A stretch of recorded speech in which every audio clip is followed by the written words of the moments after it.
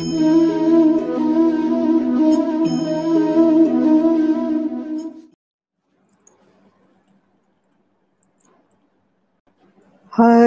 Om.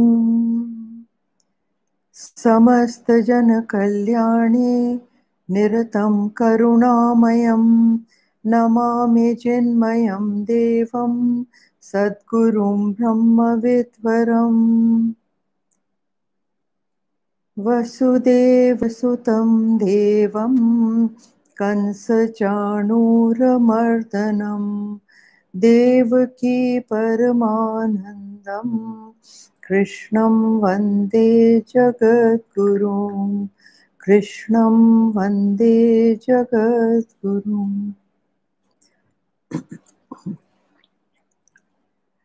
So today we start from verse 32, and this says, I'll read it out.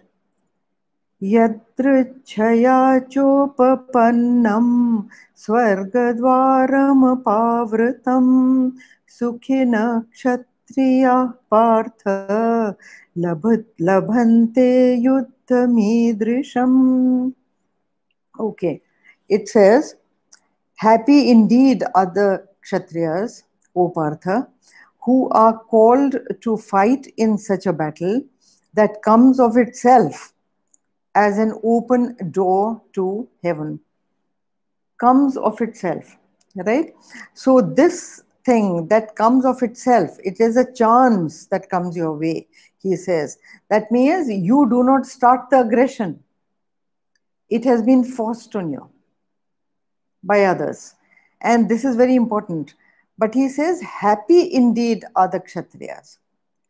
So he says that if you are a Kshatriya, so every Kshatriya looks forward to defending his country, defending the weak, defending those who are in trouble, and standing up for justice against injustice.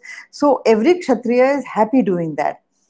And you know, here Krishna leaves all spiritual argument and comes down to the absolute sheer material arguments. And he says that, look, even if you die in performing your duty, it is a Svargadwaram. It is an opportunity to go to heaven. And we'll say, okay, so Krishna is instigating Arjun to fight and die and giving him a lollipop that you will be going to heaven if you do that. See, it is not that if you fight you go to heaven or that you die fighting that you go to heaven. Krishna is only trying to say that doing your duty, whatever your duty is, and here with reference to a Kshatriya, the duty is to fight a righteous war and to defend himself and to defend his people. So doing your duty, if somebody has to even give up his life, that will take him directly to heaven, because it is such a noble deed. It is one of the greatest, noblest deeds to give up your life for the cause of righteousness and the cause of others. So that is, since it is a very big meritorious deed, you will go to heaven. So here it is connected to fight for sure. Now he says, see, yadrachaya. Yadrachaya means of itself it has come. As I said just now over here, that who are called to fight in such a battle that comes of itself. So yadrachaya. And it says also that, see, in the footnotes over here, Gurudev has given, and I'm quoting from there. I had mentioned this once before in my talks. Udyog Parva, chapter 72, verse 18, he says, Mahabharata says, the sin that is committed by killing one who does not deserve to be killed is as great as the sin of not killing one who deserves to be killed. So here, the negative forces of the Kauravas, the unrighteous forces of the Kauravas deserve to be killed. So if you do not kill them, then that will be a sin. And as a Kshatriya, you should take this opportunity of killing. Also, he says that, see, he is challenging Arjuna and saying that all Kshatriyas are happy, and if you are not happy, then you have to doubt your DNA. That means, are you a Kshatriya or are you not a Kshatriya? Okay, so now see here he says that a Kshatriya is not a name or a caste or this kind of a classification. Kshatriya is a set of mental vasanas that an individual has. Any individual is a Kshatriya who falls into the category of the defenders of righteousness. All those who are defenders of righteousness, stand up for justice, stand against injustice, fight against it, they are all Kshatriya temperament. Whether he's a politician or he's a lawyer or he's a whosoever he is. But if that is the temperament, to defend the weak, to defend the righteous, that is the Kshatriya temperament. So if Arjun is not even that, then how is he heading an army? How is he the commander-in-chief of a force that is ready to give up its life for righteousness? This is going to be cowardly non-resistance, which is not sanctioned by Hinduism anywhere, because always Hinduism has stood for active action against evil. Now, then over here, therefore, he says that you must fight. Partha labante yuddha midrisham. He says that this is an opportunity given to you to fight so that you may collect the biggest merits and go to heaven. Now, going to heaven, again, this is another thing. You know, heaven visualized by a lot of religions is some kind of a geographical area where you will go to, and there you will meet all kinds of good life, good people, and enjoy yourself and have the best of life. But in Hinduism, heaven is not a geographical area. Though, of course, for the layman, the Puranas give a lot of pictures of heaven and hell, but that is not it. Gurudev has said again and again that heaven and hell are the mental situation in which you live. Haven't you heard this, that when somebody is very happy, he says, I was in heaven? You also have heard people saying, I am going through hell. So it is not some place that you go to, but the life that you get here, according to this reference, the life that you get after death will be a life where your mind will be peaceful and therefore very happy. That is what it is interpreted as, not heaven, some area up above there in the clouds. That is not what it is saying. And therefore he says the war must be fought. And here, by almost hinting at Arjun that he is not even a Kshatriya, you know, Arjun is not even responding to the insult, because Gurudev used to say, as no one else was listening. So Arjuna felt that doesn't matter if Krishna is saying this to me, he's saying it to me in private. But here Krishna is adding insult to the challenge by doubting that Arjuna is a Kshatriya. Okay. Now we come to the next verse. And the next verse is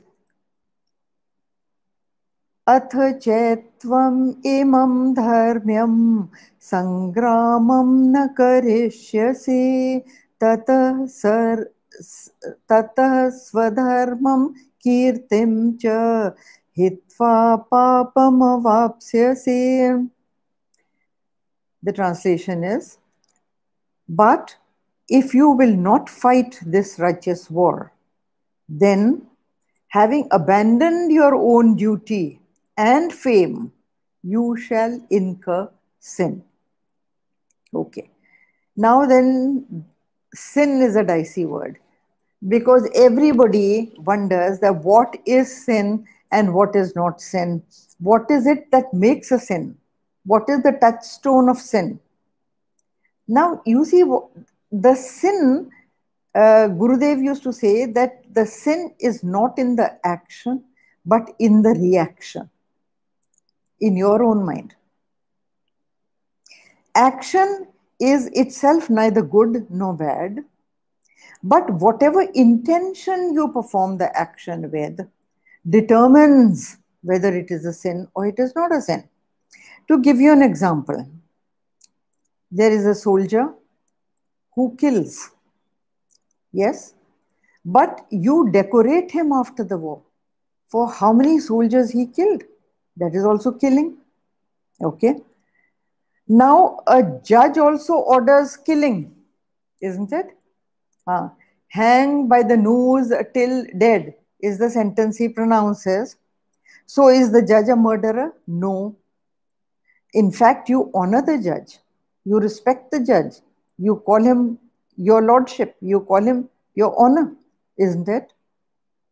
Similarly, a surgeon who rips up a stomach of a patient to perform an operation, but his intention is to cure the patient. Now, trying his best to cure him, the motive is to cure, right? So, when the patient dies, supposing the patient dies on the table, or even after surgery, the doctor is not hanged because his motive was clear, his motive was noble, his motive was to help, it was not to clear. Whereas the opposite, now look at the opposite, a criminal with a motive to kill and to loot, to rob, enters a house. He has neither been able to kill nor rob, but he is caught with a pistol or a dagger very near his victim. The motive is established, right? And even law will punish. Law punishes the motive. It does not punish the action.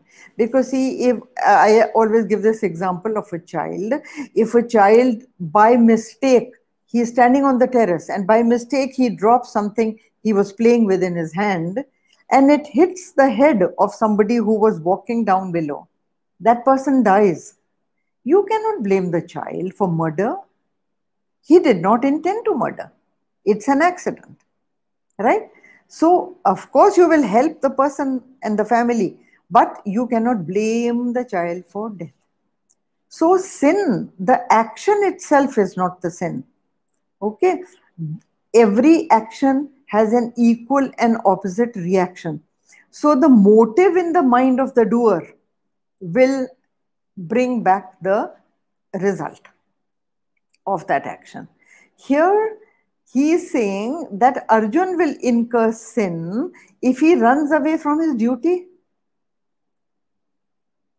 Because the motive is to save himself, whether to save himself from sin or to save himself from being a killer of his dear ones, whatever it is, but he has discarded his duty and he has run away from his duty.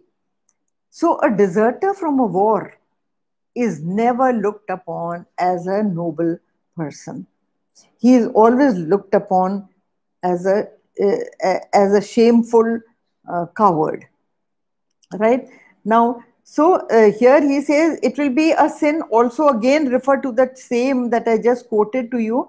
You know that Udyog Parva Mahabharat, chapter 72, verse 18, which I read out just now. That the sin you do sin if you do not kill those that deserve to be killed. That is also a sin. Just like killing innocent is a sin. And also in my previous talks, I had given you the example that all killing is not a sin. Anybody who comes to destroy you, you have to pick up gun to fight him. You have to destroy mosquitoes. Don't you destroy flies? Don't you destroy pests and cockroaches and others in your house that will bring disease and death in your family? You do, isn't it? So that kind of killing is protective, it is defensive, and that is allowed in Hinduism. All gods also say that we take birth to destroy evil and protect the good. So all Hindus are enjoined upon to fight a righteous war and not back out from it. Backing out from a righteous war will be a sin, especially for a kshatriya, especially for a prince. So by not, now see over here it's a very interesting thing. The Lord reverses Arjuna's argument. You remember Arjuna had said that by killing these people, I will incur sin. And here the Lord is saying that by not killing these people, you will incur sin. So he has totally reversed Arjuna's argument and is encouraging Arjun to pick up arms against the unrighteous people. Also understand that sin, what is a sin and what is not a sin. See, in society, we determine, human beings determine that this is a sin and this is not a sin. Okay. Dekho, in some places, especially North India, taking dowry, giving dowry was considered as a part of the inheritance of a girl that she received from her parents. Once she was married, she did not have a right to any property. Okay? But the parents gave it willingly to their daughter, whatever they were giving. But asking for a dowry was considered wrong. It was a sin. Giving of dowry was not, because that was part of inheritance of a girl. Now the girl and boy have equal rights. So there's no question of dowry. Whereas in certain areas in India, even the Tarai area, I remember talking to a man who belonged to that, lower Tarai hills of the Himalayas. He did not have a child for maybe 10 years or something. After that, he was treated and he got a daughter. So he distributed a lot of sweets and he was very, very happy. Some people in North India, that gender bias and all against girls, they asked him, why are you so happy but you got a daughter, not a son? So he said, oh, a daughter is a Lakshmi. We consider daughter to be a Lakshmi. And when the daughter gets married, we receive a dowry. Now see, this is India again. This is a part of India where the girl's father gets the dowry from the boy, which is amazing. So what is the sin? Tell me. Is that a sin or this a sin? So somewhere something is considered a sin, somewhere something else is considered a sin. But of course, righteousness and non-righteousness, justice and injustice, when it comes to that, it remains the same. So over here, it is like this only. Now he says here that a Kshatriya has the vasana of defending the weak. Okay. Now that is a spiritual vasana that he has got from birth. It is a tendency he's got.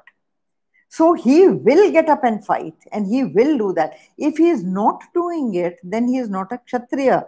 That is what the Lord is trying to say. See, also he says that based on this psychology of what the child inherently has, the tendencies that the child inherently has, there were many countries, especially communist countries, also Aristotle and Plato, when they made the ideal state, the idea of the ideal state was this, that the children, no matter to whom they are born, that was not important, but what are their tendencies? And according to those tendencies, they were given education. So first their likes and dislikes were questioned and asked. So any child, even if born to a Kshatriya, if he is fond of working as a Brahmin, then he was given that kind of training. If a child born to a Brahmin had the tendencies of a Vaishya, that means doing business, then he was given business training, how to do business. So that was how even communist countries, trained their children. So how much ahead is the Gita in saying this? That a Kshatriya is he who has those inherent tendencies to fight, which he cannot stop, and not fight for nothing, not being an aggressor, but to defend the weak. Now, so sin is the mental reaction of an action. If the reaction is self-congratulatory, it is a merit. If the reaction is condemning yourself, then why did I do it? this was not a right thing for me to do, it was a wrong action, and you suffer from guilt for it, then that is a sin. Recognize it as a sin. It is so simple.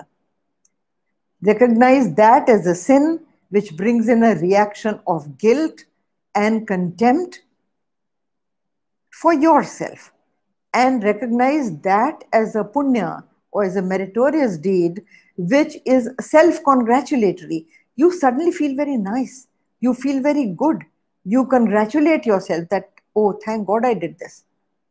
Like donation to a poor man, or a poor institute, or you have helped people in trouble, you have done something for somebody in the middle of the night when he was helpless.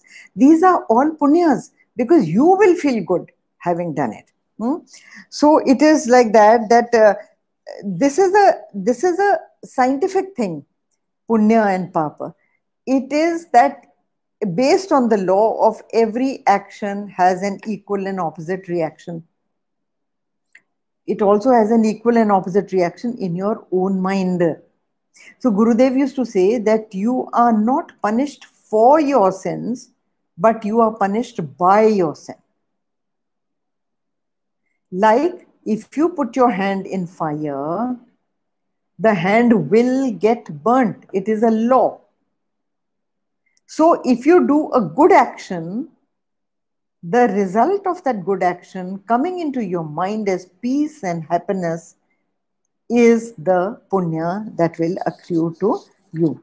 Okay, so he says that if you are a kshatriya, then get up and fight. Get up and, get up and do your duty. Okay, now the next verse we come to 34. He says that not only will you have given up your duty and fame, you will give up your reputation also. What was the reputation of Arjun? That he was the greatest warrior. And even of the times, even that you will give up if you do not fight your war and you run away from battle. Verse 34. Akirtim chapi bhutani kathayishyanti te avyayam sambhavitasya cha kirtim maranadatirichyate. He says, people too will recount your everlasting dishonor.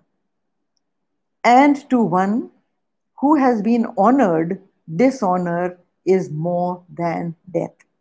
Now see, Krishna is coming down more and more to grosser arguments. He has left those high-sounding Vedantic truths or those great spiritual arguments, and he has come down to the level of a common man. And he says, now look, insults after some great honor are worse than death. You know that great Hindi song, those of you who understand Hindi, listening, he says that jo hai naam wala wo hi to badnaam hai. See, people who have no name, they neither have fame nor dishonor. But people who are famous, if they do a misdeed and they are dishonored, then the whole world disgraces them. The whole world talks about them. Like the American president doing something disgraceful, it will be flashed on every channel all across the world, on television, on newspapers and magazines and everywhere. So how much of dishonor? To the man who is greatly honored, the American president, holding such a high post in America. So here he says, people too will recount your everlasting dishonor. Now look at this, everlasting, avyayam. Dekho, vyaya, you know the word vyaya? Vyaya means that can become less. And avyaya means that which always will go on and on. It can never lessen. So avyayami means eternally, everlastingly. Your dishonor will go on and on and on. And would you like that? So he is persuading his friend to give up hesitation in terms of fighting the war. And Arjuna's vanity is challenged over here. It is an injured vanity. He is purposely trying to injure his vanity, to pierce his vanity, and say that would you like such a thing? After being the greatest of fighters, would you like people to say this to say this, and this everlasting infamy will go on and on, because now the cause of the war is established.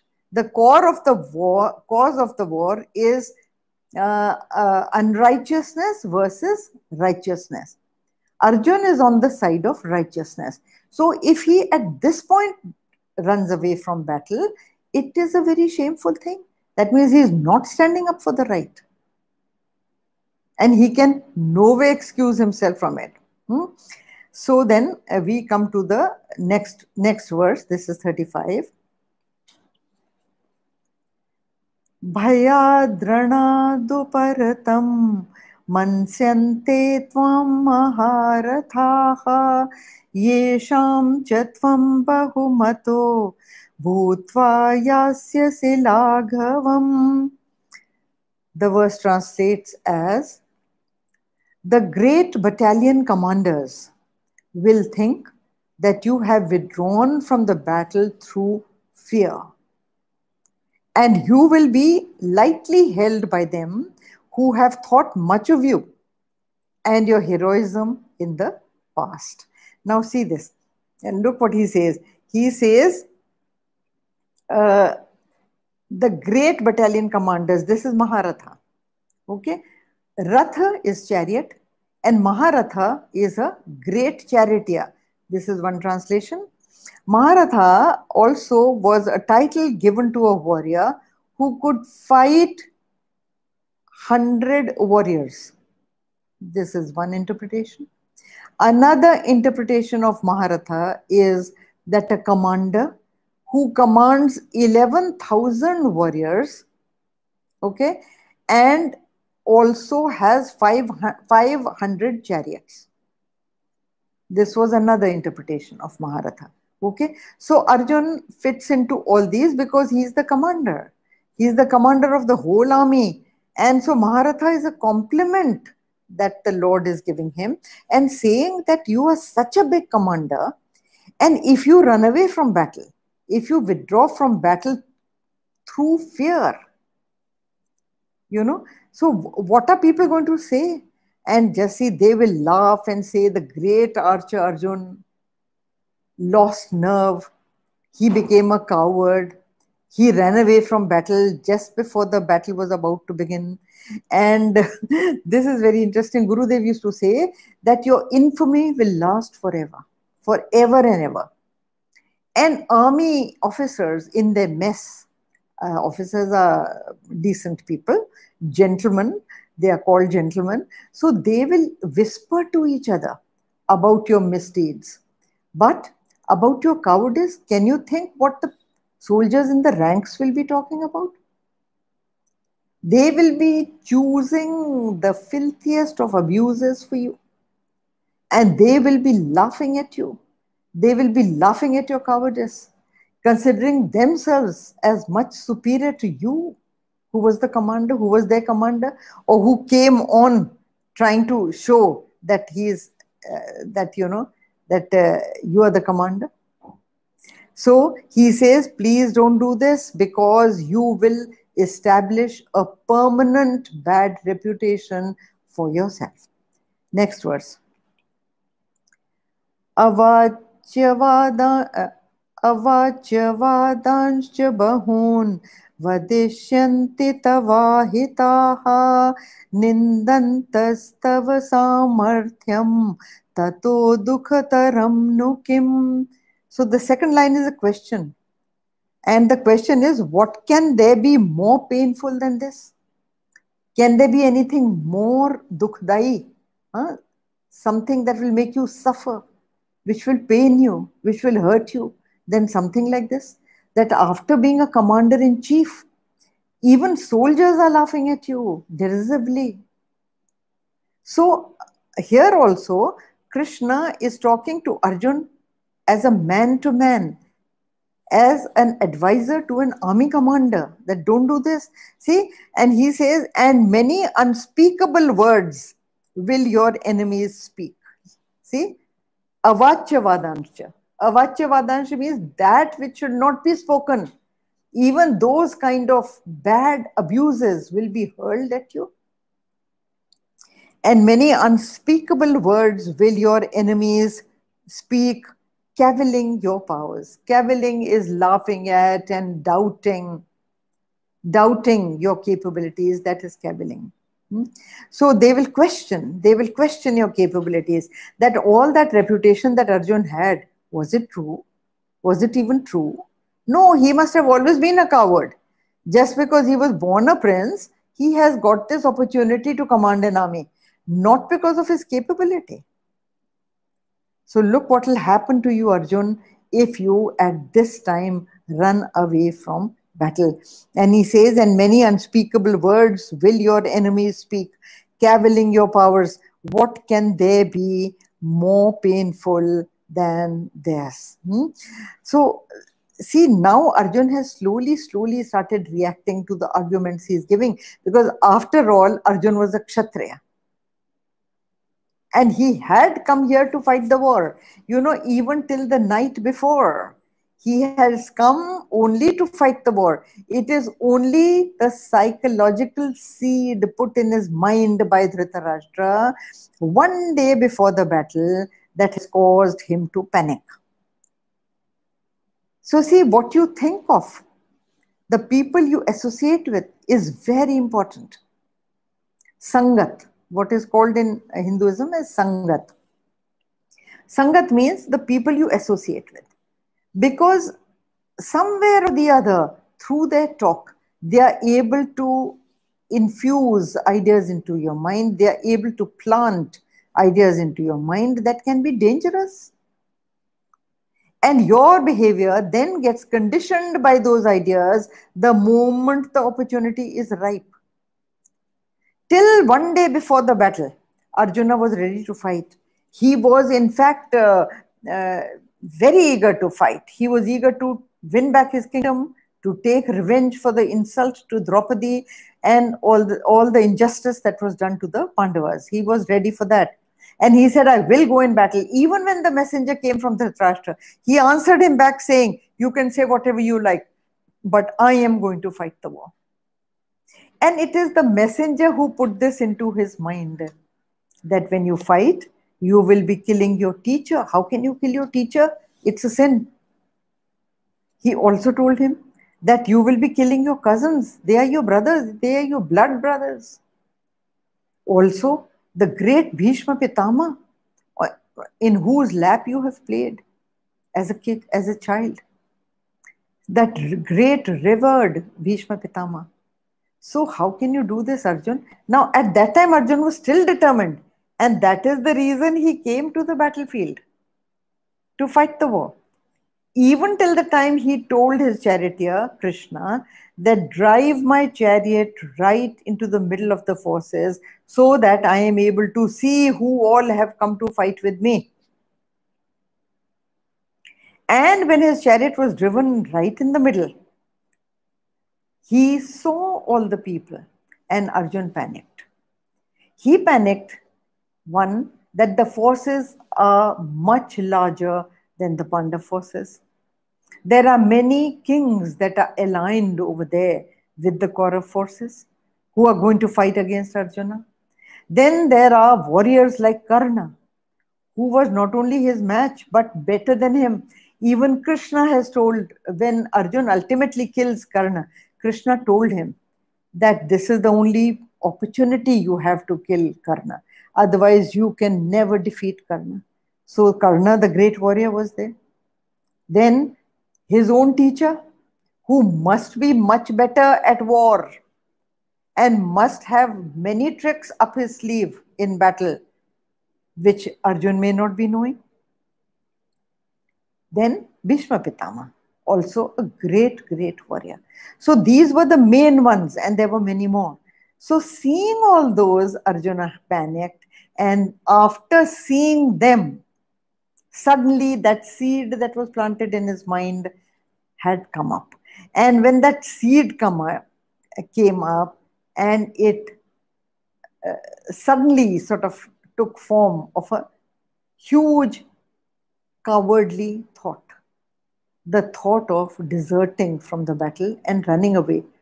So much so that he, even as a Kshatriya, is not ashamed to say that I don't mind begging for my food and eating, but I will not fight the war. Now, to such an Arjun, all this is addressed. And this verse 37 we will do next time when we do.